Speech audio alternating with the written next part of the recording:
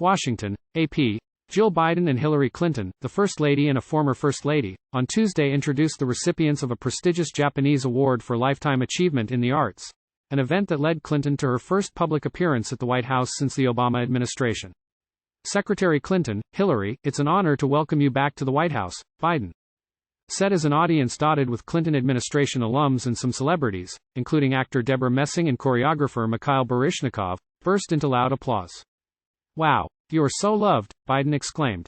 Your lifetime of work has left an indelible mark on this country. Thank you for always doing all the good you can by all the means you can in all the ways you can. Clinton introduced the recipients of the Praemium Imperiale, which is awarded annually by the Japan Arts Association in the categories of music, theater, film, painting, sculpture and architecture. 3 laureates who attended are trumpeter Wynton Marsalis, painter Vija Selmans and theater director Robert Wilson. Sculptor Olafur Eliasson and architect Diebedu Francis Carey were absent. All 5 will be honored at a ceremony in Tokyo next month. Clinton is the U.S. advisor to the Praemium Imperiale, helping select its laureates. In 1994, then-President Bill Clinton and First Lady Hillary Clinton hosted a ceremony like Tuesday's. Jill Biden said the artists being honored invite us to join a conversation with the world, to step beyond the limits of our imagination. Clinton quoted President Joe Biden, who once said the arts invigorate and strengthen democracy. At a time when so much is happening to change the ways that we work and live and how we connect with one another, how we relate to the rest of the world, it's so important for us to recognize the critical role that the arts play in helping us understand our past and present while inspiring us to create a better future. Clinton said. Her appearance was a reminder of her long association with one of America's most famous buildings. In her White House years, Clinton was a wife, a mother and the nation's hostess, but also a wronged spouse and the head of a national healthcare task force. In later years, she became a visiting senator and cabinet member, but never attained the long-sought role of Madam President. Early on as First Lady, she held a rare news conference where she was grilled about the Clintons' past real estate dealings, declaring that she had been rezoned out of her sphere of privacy. Former aides expected her return Tuesday to be sentimental. I have to imagine she's really looking forward to being back with the Bidens, who she's been close to for a long time, said Lisa Caputo, who was Clinton's White House press secretary. Clinton's ties to the White House bracket her time as First Lady. Early visits came when she accompanied Bill Clinton to the Executive Mansion, when he was Arkansas governor from the late 1970s to the early 1990s, for annual receptions for the nation's governors. She was a regular at the White House in her post-First Lady roles as a U.S. Senator and as Secretary of State, a position that came with a permanent seat next to the President at cabinet meetings. Twice she sought the ultimate White House perch, campaigning in 2008 and again in 2016 to become the first woman elected president. She fell short each time, and kept her distance from the White House during the Trump years. Ellen Fitzpatrick, emeritus professor of history at the University of New Hampshire, said going back to the White House evokes memories for any former First Lady.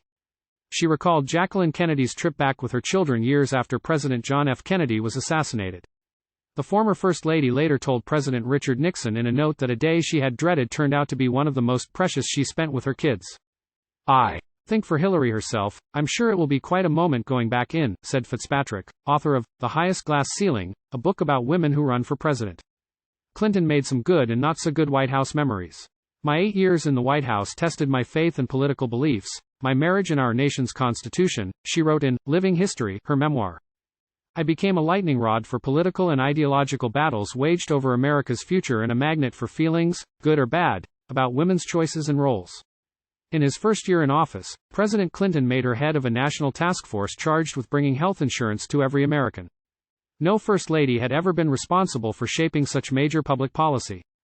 The work, largely done in secret, inevitably attracted criticism. The plan ultimately died without a vote in Congress. In 1994, Clinton fielded questions for more than an hour in the East Room about her financial dealings as part of the Whitewater Affair, an Arkansas real estate project the couple had lost money in and that federal authorities were investigating.